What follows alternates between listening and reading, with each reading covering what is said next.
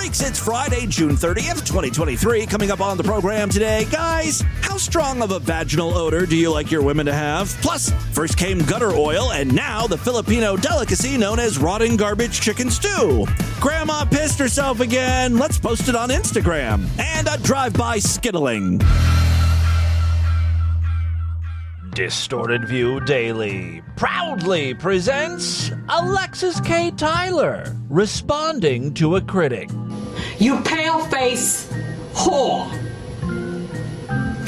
You're retarded and no talent. I'm hurt.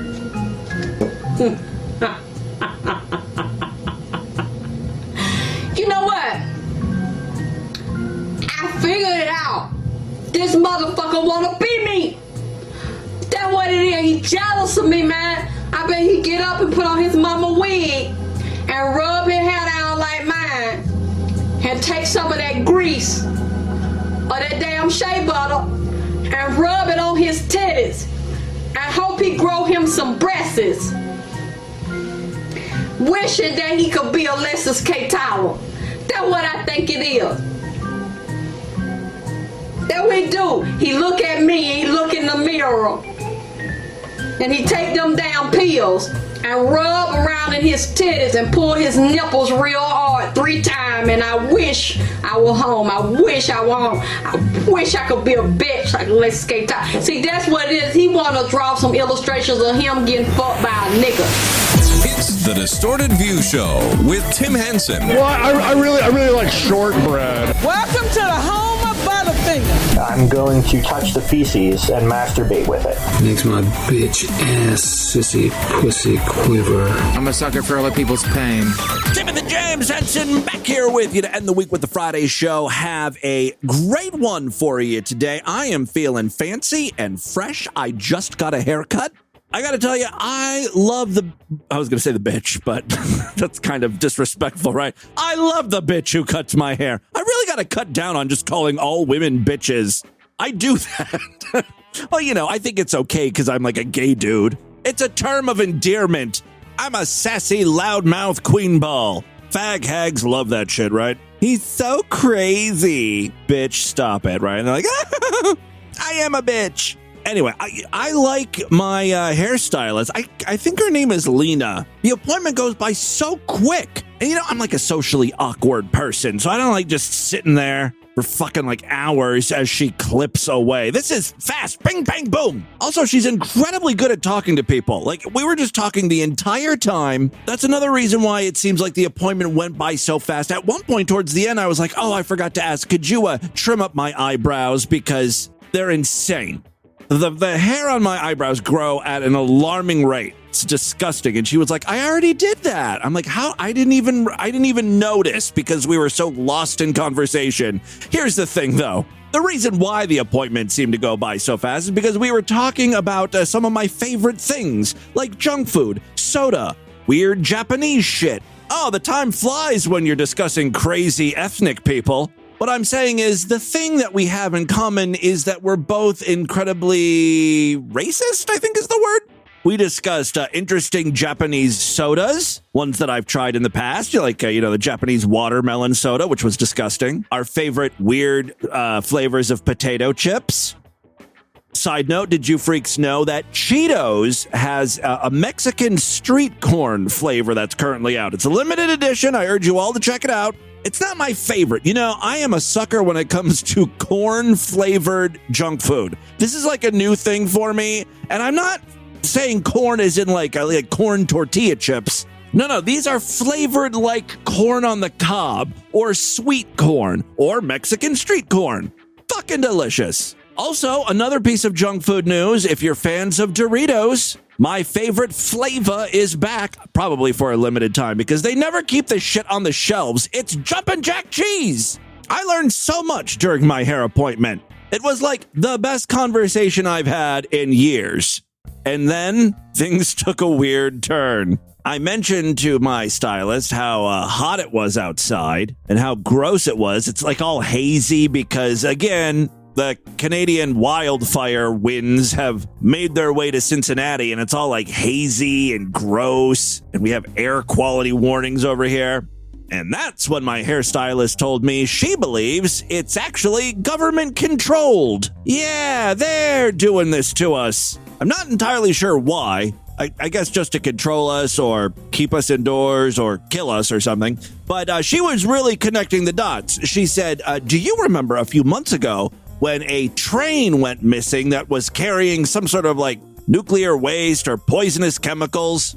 She told me that whatever it was on that train was the color orange. And if you remember when you saw those pictures of New York City a week or two ago, when the wildfire winds hit New York City, what did it look like? Orange. All the proof you need, right? I told her, I literally said, you should stay off the internet.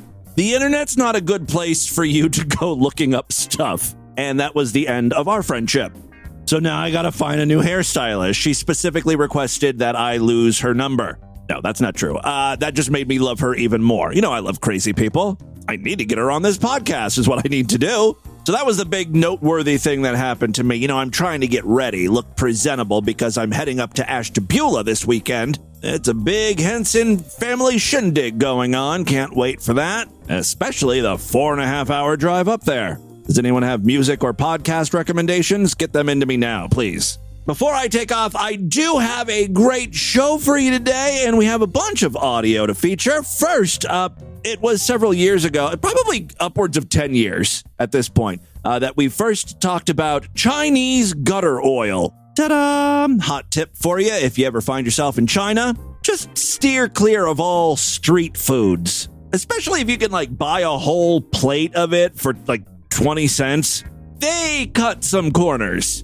You're eating raccoon cooked in toilet sludge. Whenever I mention gutter oil or we play the clip of a woman cooking with gutter oil where she literally ladles out this shit and fires up her wok or whatever, I just think about the smell. What's worse than shit? Lighting shit on fire. Boiling turd water.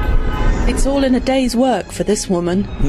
She opens up a manhole cover and scoops out as much slop as she can, delighted by what she finds.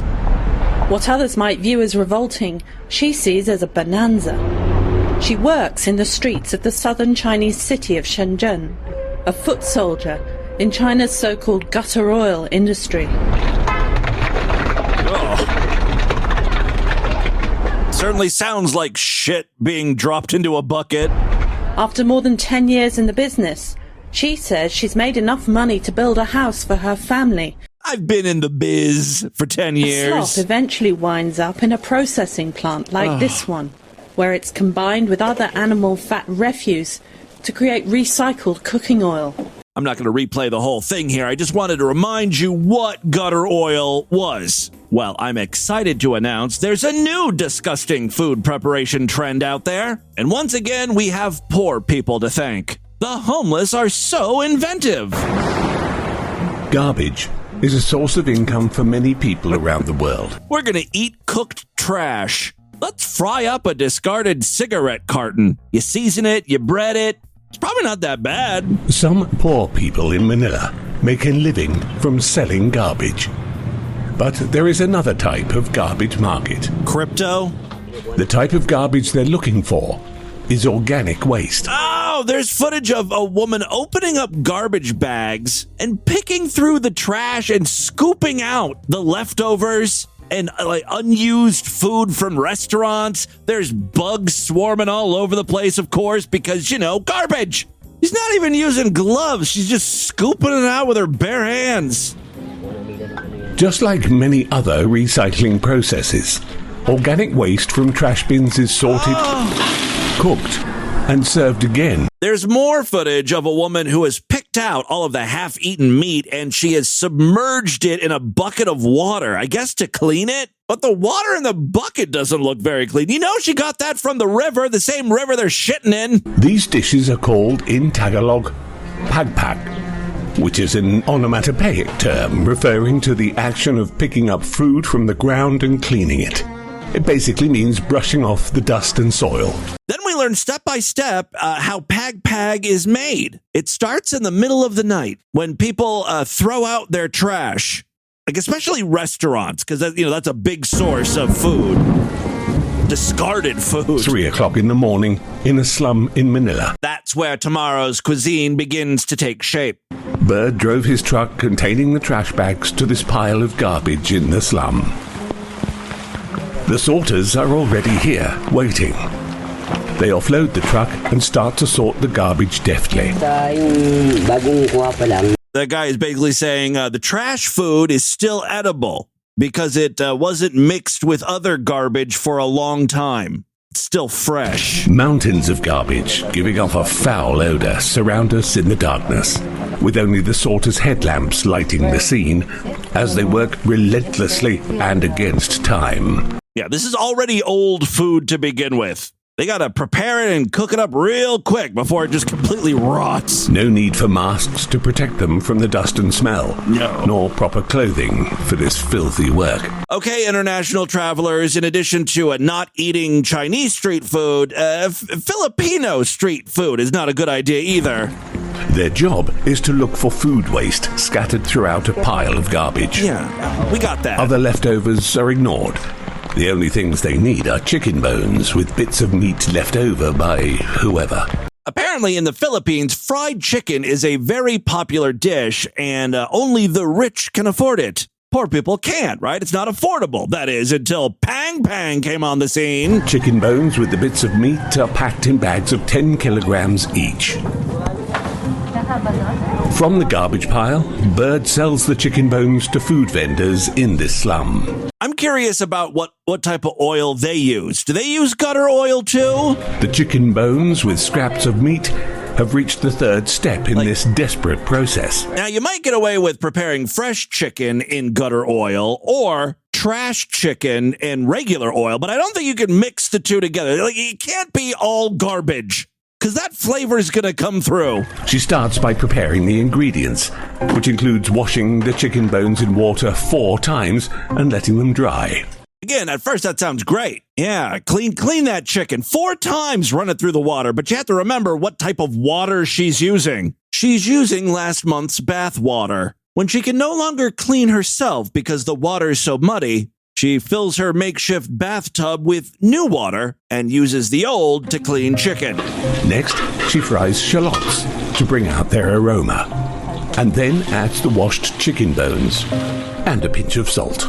Oh, well, then I'm going to have to pass on the Pang Pang. My doctor has me on a very strict low-sodium diet. Low sodium and low shit. He's like, you have got to cut down on all the feces you're ingesting. The secret is the tomato sauce. As well as adding flavor, it also covers the unpleasant odor coming from the garbage. Yes, the tomato paste masks the rot stink that's wafting up from this garbage chicken. That's all there is to Pang Pang, though. Or Pag Pag. Mix it well, then leave it on a low flame for another 15 minutes. Low flame? Jesus Christ. No, you want that shit hot and high.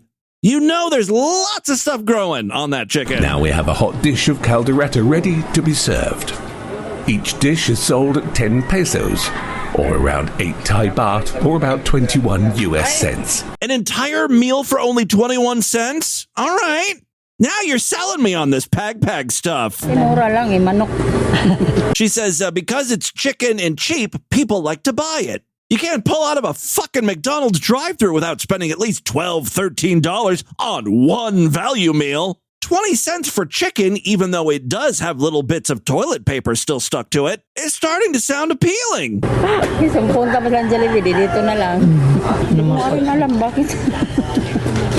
This woman is saying, I'm surprised people like this. I don't think I would eat it. This is the woman who's cooking the food. Seriously, unless you're down to your last 8 Thai bahts, or whatever the fuck currency they use over there, just say no to Pag Pag. You know, and that goes for us Americans, too. I mean, I know there's a lot of Filipino restaurants out there. If you see Pag Pag on the menu, run. Well, there you go. Pag Pag is the gutter oil of 2023. Ting! Let's move on. I've got a Utard update for you. You may remember Jay. Jay is the man who treats his sex dolls like girlfriends going so far as to taking them out in public. Yeah, he goes on dates with them. Takes them to restaurants, drives them around in his car. I say them because his hobby has really expanded. He has multiple sex dolls. Here he is giving all of his followers an update on one of his newest dolls. And my Kimber Doll Deluxe, the beautiful Cara Frost. And I've had this beauty for about 3 months now, and I'm really loving this lady from Kimber Doll. They really did an amazing job. Yeah, Kimber Doll is the brand of sex doll, and apparently recently they upgraded some of their models. Jay likes 3 things about that in particular. The 3 things they did was they added articulated fingers. That's much better than wire fingers, especially when you want the doll to grab your cock, cradle your balls, you know. Then they did a upgrade to the breast. They went from solid breast to gel breast, and those breasts are absolutely amazing. I think I would like gel titties too. I mean, not for me, but you know, if I had a sex doll, it seems more real. Speaking of real, the third enhancement. And the third thing they did was they added shrugging shoulders. Oh, okay. I guess that's cool. I mean, this is really if you want to like pose your dolls and pretend she's your girlfriend. That's like a feature I would not pay extra for. I also don't like the fact that this company is spending precious R&D money on crafting shruggable shoulders. How about some enhancements to the pussy holes? Pour that money into like self-cleaning technology so I don't have to like scoop my cum out of her all the time. Jay really does have a lot of doll content. Sometimes it's just like slice of life stuff. In this video, he's dressed her up for nighttime, little nightgown and everything, and he's put her into bed. Hey guys, had to show you the beautiful Saima again. I have her ready for bed, and she's really looking beautiful right here. It's really strange, but on one of the doll's feet, she's wearing one of those boots that you would put on if you broke a foot or sprained a leg or whatever. Like, what are you doing to this doll? Beautiful right here. She has her original nightgown on. All right, so he slipped her into her nightwear. And boy, I fixed her lips up, refreshed her lipstick. It's so funny how these grown men are playing with their dolls like little girls play with Barbies, right? Like, I'm going to put her in her nightgown, and I'm going to make her wear a necklace. Oh, and we got to give Barbie some nice lipstick. That's exactly what this grown-ass man is doing to this, oversized Barbie. I mean, he does other stuff with her, too, that I'm sure little girls don't do with their Barbies. And this... I'm gonna shove Barbie's head in my twat! Girl is looking absolutely gorgeous. I really love it. Got it ready to lay down for a while. I think I know what that means. I also like Jay because he is not afraid to express his opinion on controversial sex doll topics. I was talking to a great friend of mine. He said, Jay, I know you're doing what you love with YouTube, and I know that you're sort of struggling with your finances. I wonder why. These things are like $5 to $7 grand a pop, and so far I've counted that you have at least 4 of them. I don't know how many other ones are crawling around your house. In this video alone, I see 2 love dolls in the shot. He said, if you want to keep your YouTube channel going strong, I have a great suggestion. Why don't you start renting out your girls for personal use? Yes, whoring out the dolls. And I was like, no. Oh. I don't want any parts of renting out my girls so people can use them physically. I said, that's just like a doll brothel, and I feel like doll brothels are nasty, filthy, and I'm not trying to get in the sex worker business. We've read about doll brothels before. It's exactly what it sounds like. These establishments buy a bunch of sex dolls, and then guys could stop by, pay to fuck the sex doll, and then workers, I guess, clean them out. I can understand why Jay doesn't want to do that, even though he is amassing quite the collection. You don't want like a strange dude scent on your woman, even if you do have like 5 of them. If anything, I'm trying to educate and help people understand more about companion dogs. You should really turn your YouTube channel into one of those 501c3 charities. You're doing the Lord's work, educating people. The real reason why I'm bringing up Jay today is his most recent video was kind of curious. Curious considering, all of his content really has to do with sex dolls, but here he is talking about real live women. And recently, I read a story on Twitter about this rapper named DDG and his girlfriend, Halle Bailey, the woman that played in the remake of The Little Mermaid. Oh, okay. Beautiful girl. And DDG was saying how he loves for a woman to be stanky during sex. I don't think DDG got clearance from his girlfriend to reveal that information. He's basically insinuating that a Disney princess has a funky smelling cunt and he likes it. And I'm like, what in the hell is he talking about? Amen. Now, all of you guys have heard me say before that I believe that a clean vagina scent on a woman is intoxicating. It's like a pheromone. Vulva. Or their own personal perfume. When a woman starts out clean and their scent gets to going after you make love, it's a beautiful thing. But keep in mind, that's a scent. Right. Not a stank. A stank is what I consider to be a fishy smell or a rank, trashy type smell. Honestly, it kind of makes sense that the Little Mermaid would have a fishy snatch. Her clam strips aren't quite the freshest. I've only ran across that a couple of times in my lifetime. And when you do, I'm telling you, you will never forget that type of funk. That's why this guy will only fuck sex dolls now, because of the pussy stink. So, I don't know what the hell this guy is talking about as far as enjoying the stank of a woman. And he went on to say that if you don't know anything about liking the stank, then you don't know anything about making love to a human woman.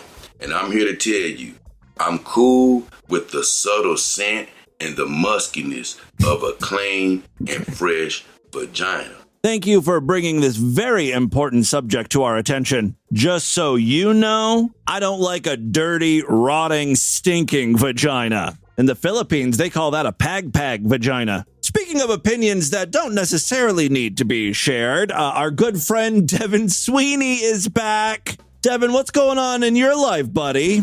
Hey, what's up, everyone? It's your boy Devin here, and I'm going to tell you a time that I took a photo of my grandma when she was on the toilet taking a shit.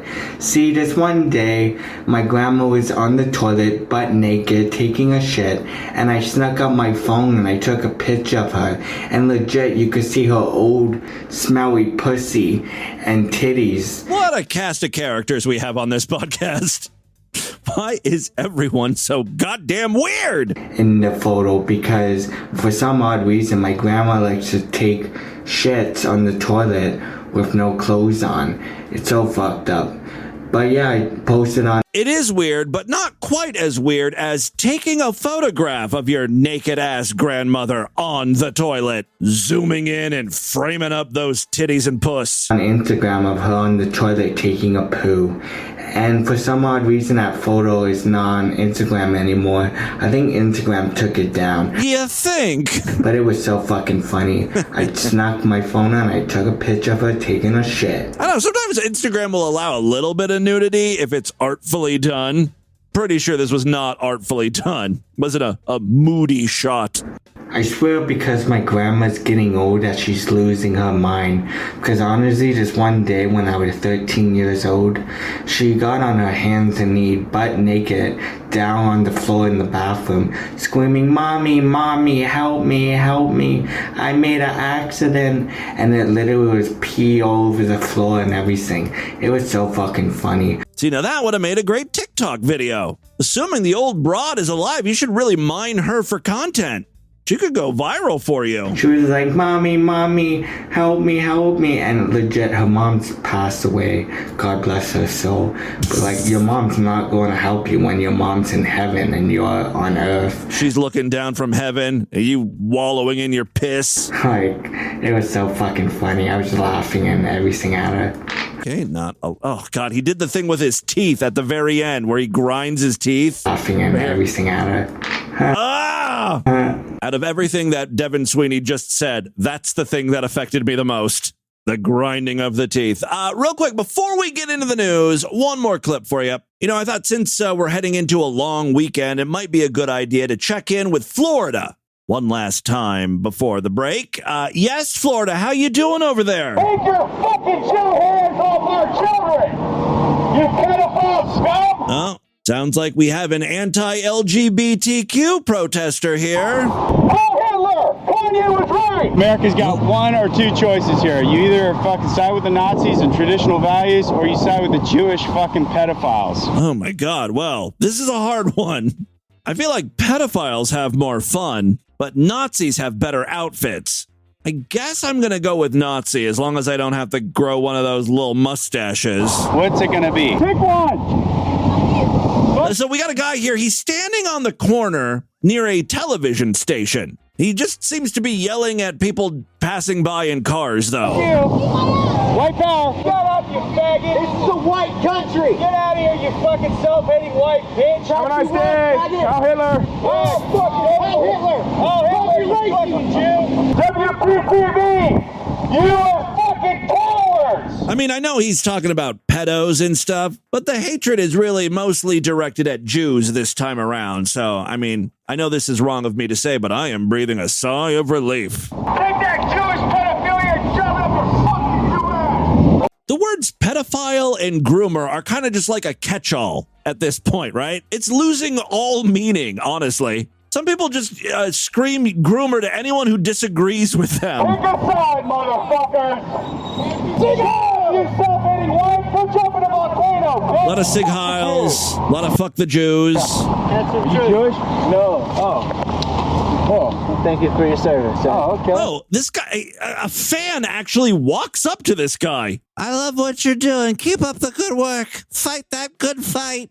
Oh, what a dork. And still, the very first question out of his mouth is, are you a Jew? Before I shake your hand. Are you Jewish? Are you Jewish? No. Oh. Yeah. He said he's not Jewish, and then the dude shakes his hand. Oh, thank you for your service. Oh, okay. Dude, your face is on video here. Oh, right on. Fuck the Jews. Fuck the Jews? All right. Are you Jewish? Florida is the most fucked up state. Proven time and time again. And with that, let's get into the crazy, bizarre twist to the fucked up news right now.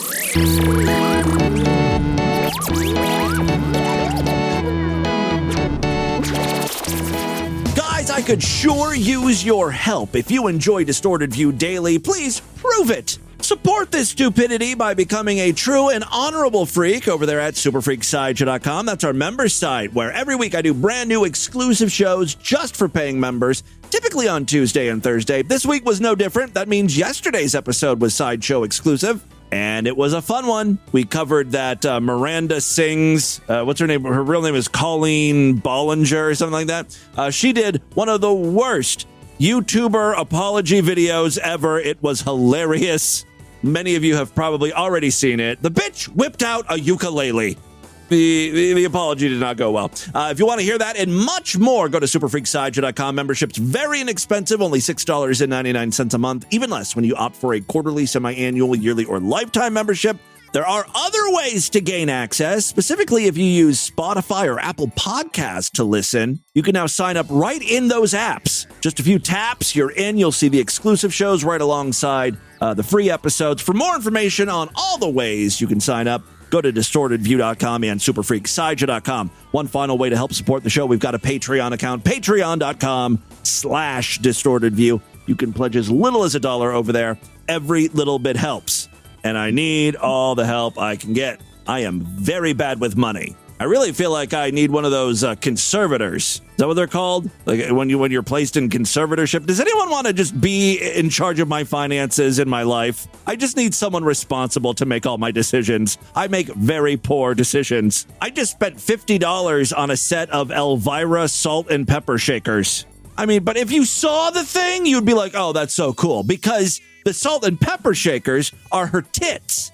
That's the cool thing about those salt and pepper shakers. So it was totally worth the $50. All right. Oh, real quick programming note. As I mentioned earlier in the week, we've got the 4th of July coming up on Tuesday. I'm heading up to Ashtabula this weekend. That means I'm not going to do a show on Monday or Tuesday. I'm finally taking a little tiny long weekend vacation. That being said, I will post some best of shows, so you'll hear my voice introducing them. Because next week is going to be abbreviated, I'm still planning to do 2 Sideshow exclusive episodes for paying freaks. That means here on the free side, we'll only be doing 1 brand new episode. So it's going to be a weird week next week. Just wanted to give you a heads up on that. All right, 3 very quick stories now. First up, oh no, this one actually does hurt.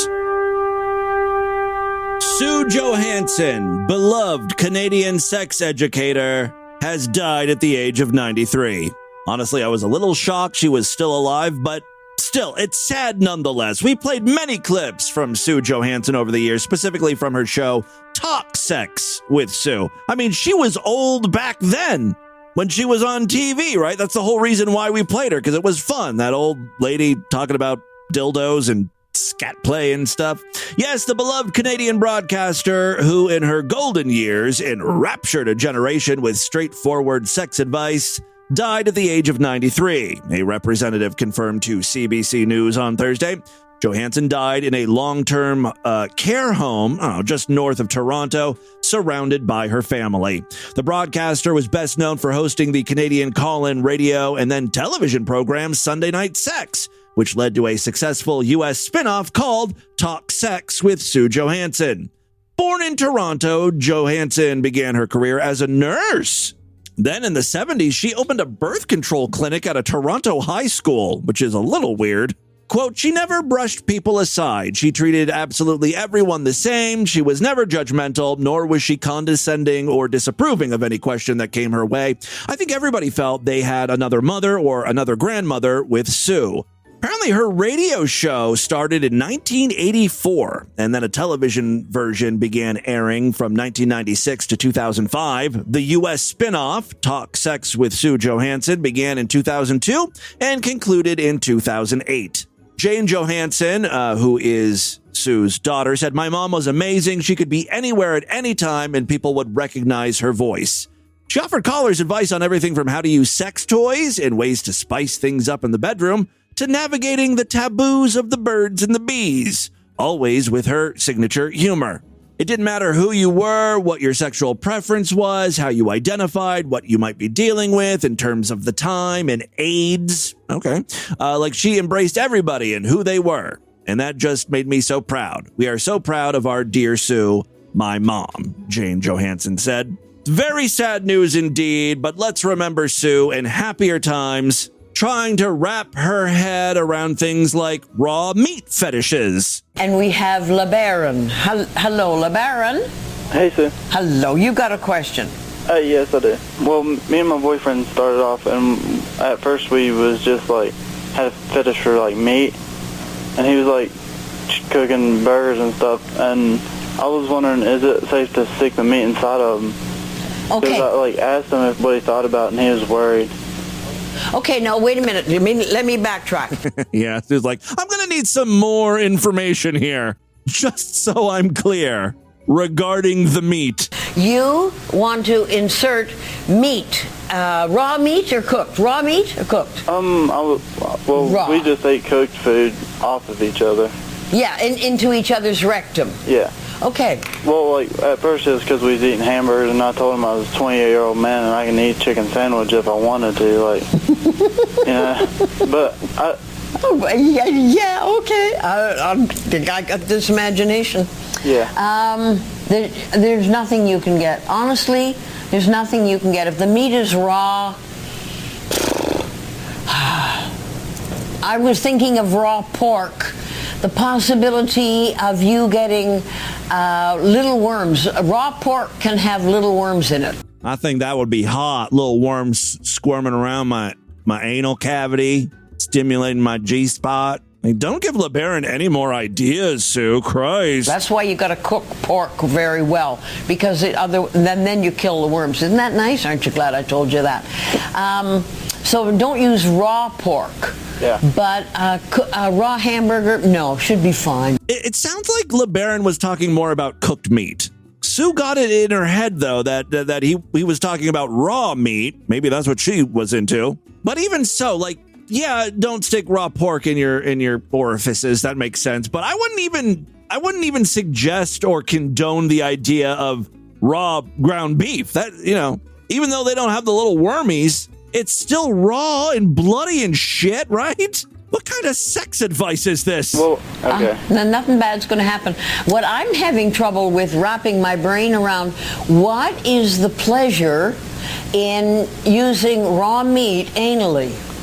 I don't know. It's just a turn on. Like, for me it is. I just don't know. He was into me eating it off of him. Yeah, there's a big leap there, LeBaron. Eating food off of someone, that's kind of normal. I mean, meat is weird, but like, people pour hot chocolate and whipped cream and all sorts of stuff, right? That's eating off of someone. Shoving ground beef in your shithole, that's like a whole other thing going on, right? There's a different type of appeal. I remember one of the weirdest clips that I ever had, and I actually turned this into an animated GIF. Some of you may have this. It was a video where a guy packed in a bunch of like dog food, wet dog food. He packed it into this, I don't know what it's called, but it's like this device. It's like some sort of cooking device. I don't know. That has like a tube, and then it has like a trigger, and you press it, and it pushes that tube out, or specifically the contents of the tube. And this guy shoved the tube in his ass, pulled the trigger, and all of the dog food went in his asshole. It's a very similar thing. Get in touch with that guy, LeBaron. Sue is no help. But I don't know if he's into me sticking it in him. Like I said, he said that remark and it made me feel kind of weird. Yeah. Made me feel a little mushy, but... Okay. Yeah. Well, I think it'll be all right. I really do. And you're going to eat the meat afterwards, or while it's in his rectum?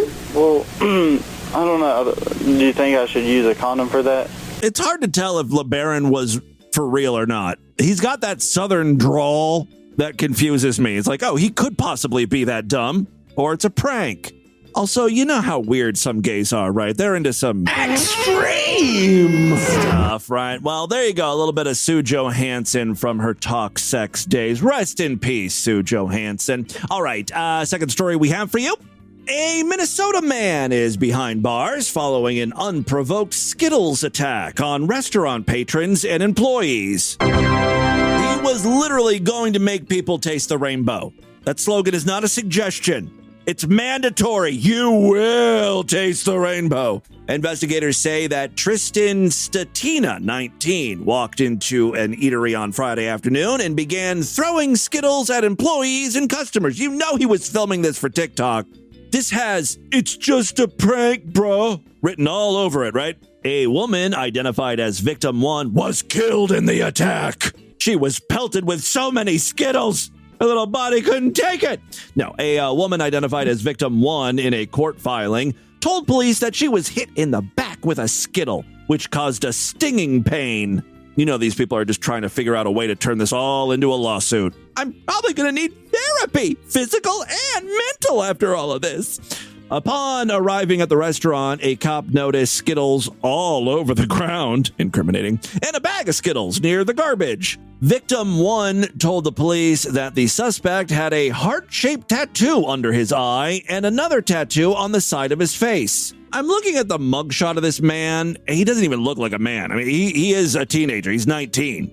These are some fucking horrible tattoos. But if you've got something so easily identifiable on yourself that people can describe you to police, why wouldn't you wear a mask? They're so fucking readily available. Now, ever since COVID-19, We all know where to get face masks. We all probably have a bunch of cloth ones lying around. At the very least, you could have just lifted your shirt up over your face so no one saw you. Obviously, he wanted, again, I think he was being filmed, but he had to have known this was coming, right? All right, based on the description provided by the woman, police knew the male to be Tristan Stetina. Police have dealt with him before. Stetina has twice been arrested by police in recent months. I wonder if the previous arrest had to do anything with assault with deadly candy. And if so, what were the candies used in the last attacks? Were they Skittles? Was that his weapon of choice? Or was he like trying other ones out, like whipping Necco wafers at people's heads? Or chucking fun-sized Three Musketeers bars? You know, just seeing what works. After locating Stetina at a nearby business, the teen allegedly pulled away and attempted to break free from officers, smart move, as they were trying to place him in handcuffs. Stetina, who tried to trip one of the cops, ooh, what a little shit, was eventually subdued by 3 officers. He was charged with misdemeanor assault for the Skittles attack. He's also facing misdemeanor disorderly conduct and resisting police counts. Stetina was arrested in May. I don't know why this is funny. Stetina was arrested in May for possession of LSD. Just a weird drug to be caught with in 2023, you know? He's chucking Skittles, talking to hot dogs. There's a lot going on with this guy. He also had 27.92 grams of marijuana wax. While the probable cause document lists no permanent address for Stetina, a previous court filing indicates that he resided in an apartment in Albert Lee, a city about 10 miles north of the Iowa border. So there you go. That's what's happening in Minnesota.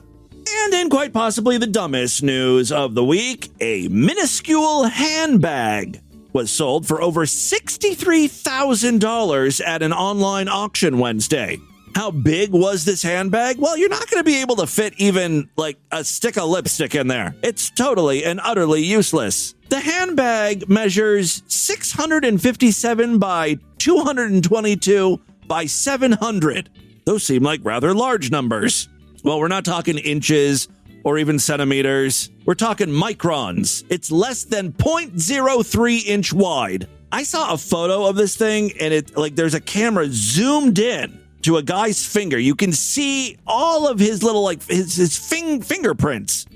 And the handbag rests literally in like the ridge of one of the fingerprint lines. That's how big it is. I mean, it is so incredibly tiny. There is not a doubt in my mind that the person who's buying this is going to lose it.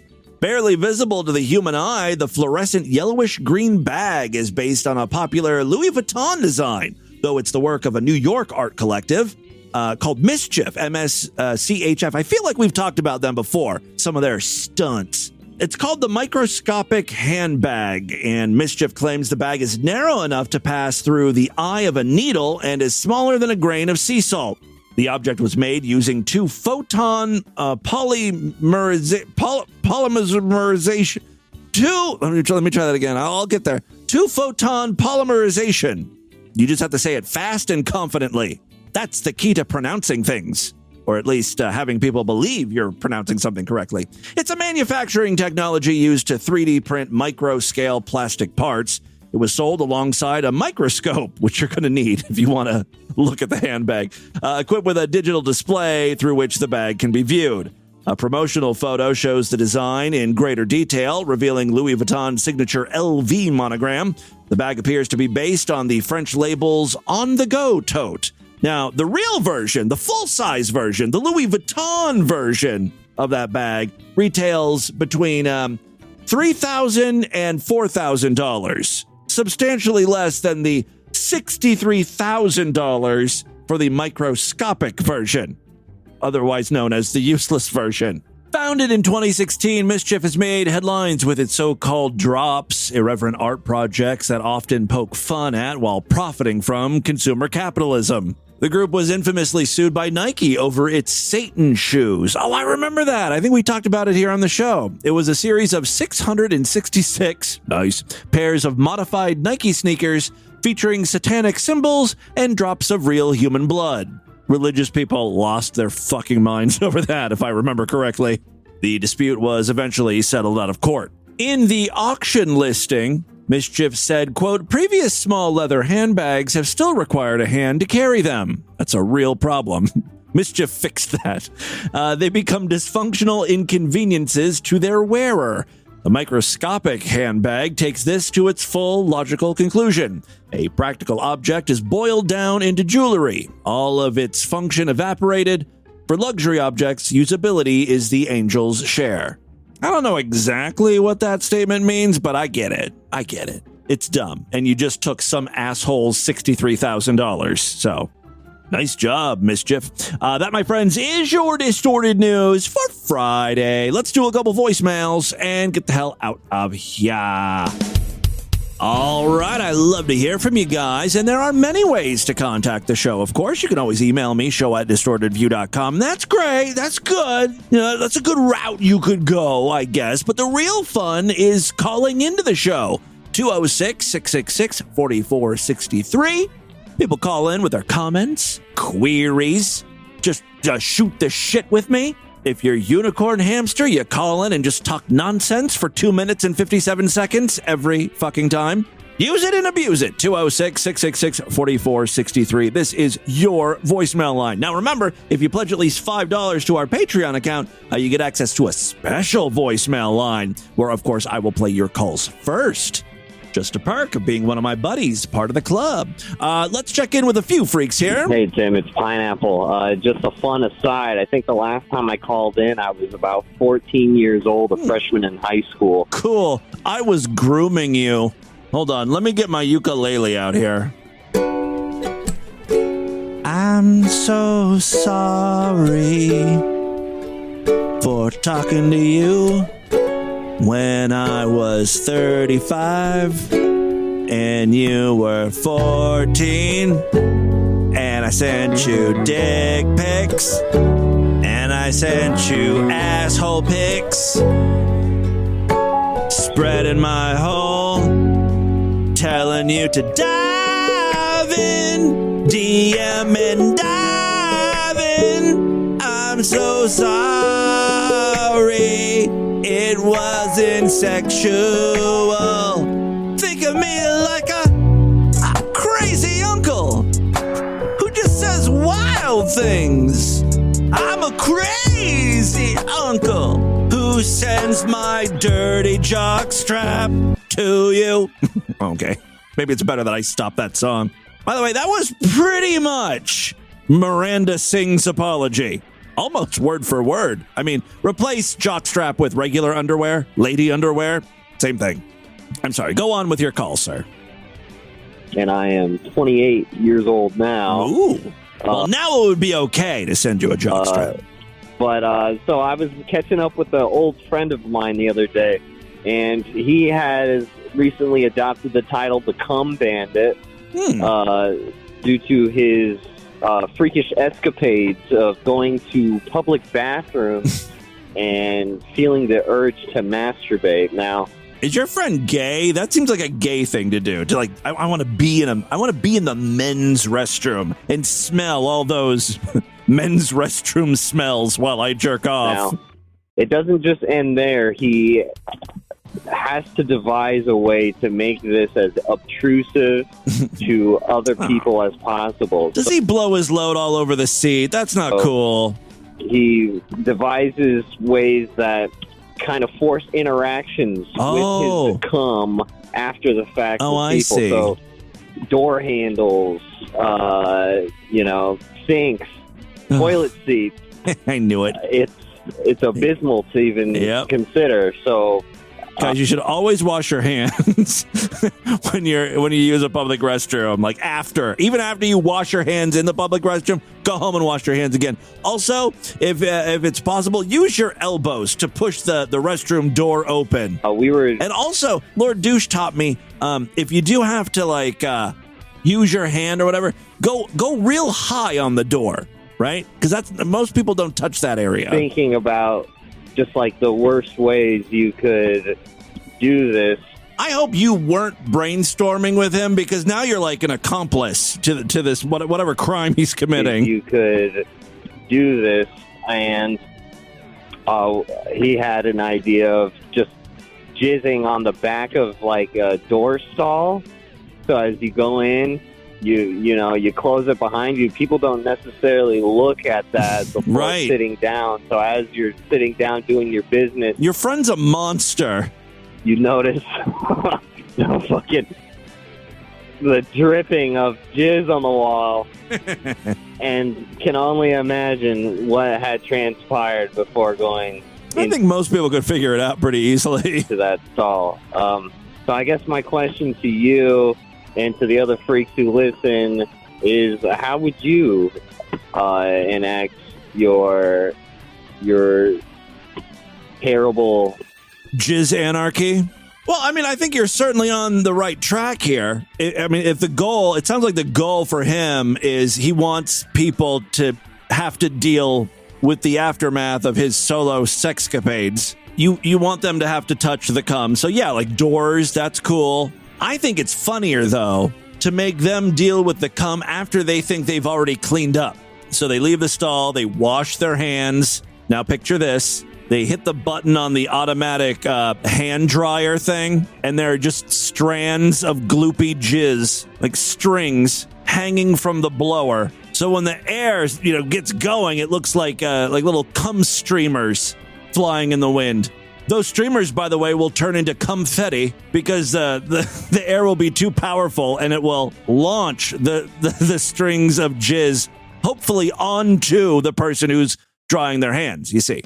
That one's tricky to set up, but I think the payoff is worth it. It also helps if your friend produces very heavy loads, like a large quantity of cum. The thicker and stickier, the better.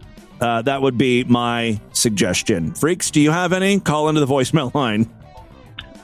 The fans have spoken, and once again, Mead Skelton will deliver. Just come hear your favorite hits with Mead Live Old Song Reunion, April 2nd, 8. Little behind on the voicemails here. I did have a bit of a Mead update. I feel bad for him, honestly. I don't think his latest live performance did very well. There was only like 3 people in the audience, and you could just tell Mead was discouraged. First of all, it was like super hot outside, and Mead was sweating like a pig. Like he was sweating right through his shirt. You could see his little titties. It obviously did not turn out well, and then Mead gets on the apricity. Mead really has like 2 modes. Super vain and cocky, or like, woe is me, everyone hates me, I'm nothing, I'm a failure. And that's the Mead we got most recently on the apricity, and I didn't want to rub it in or anything. I mean, Mead's already feeling bad. And honestly, I didn't watch the performance, so I don't know if it was good or bad. He started a thread on the apricity. I'm a very boring musician. No one likes my music, and I don't blame them. I am very terrible at what I do. Mead knows I'm a huge fan of some of his music. It's just not the music he likes to play. I like the more edgy stuff coming from me, not the Yankee Doodle dandy music. So I just think Mead needs to hone in on what people want. The raw material, though, is there, I feel. All right, one more call here. Yes, caller. Go right ahead. Oh, boy.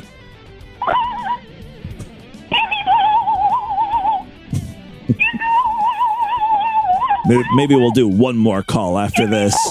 I bring this shit on myself because a lot of times I'll say use and abuse the voicemail line, and they do. What up, faggot? See? Yo, it's April 3rd. Been listening to the show for a couple of years now. Got my boyfriend into it. He'd say hey, but his voice is really torn up after deep throat my dick. Just wanted to say fuck you, kill yourself, and keep doing the show. Love you. All right. See you, faggot.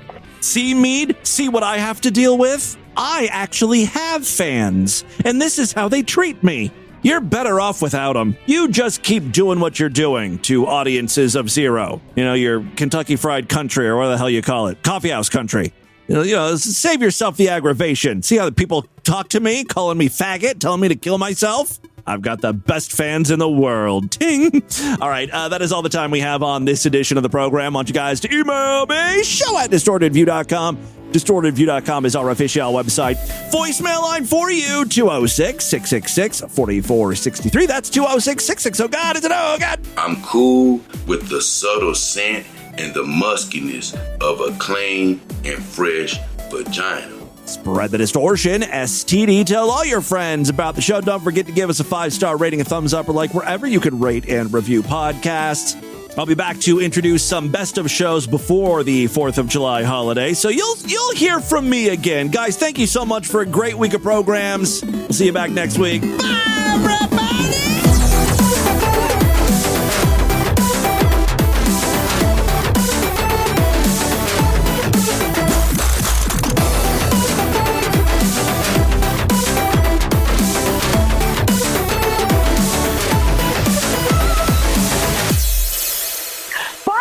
Have a great Friday, you motherfucker.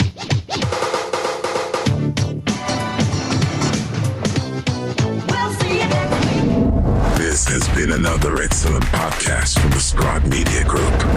Learn more at scribe.net.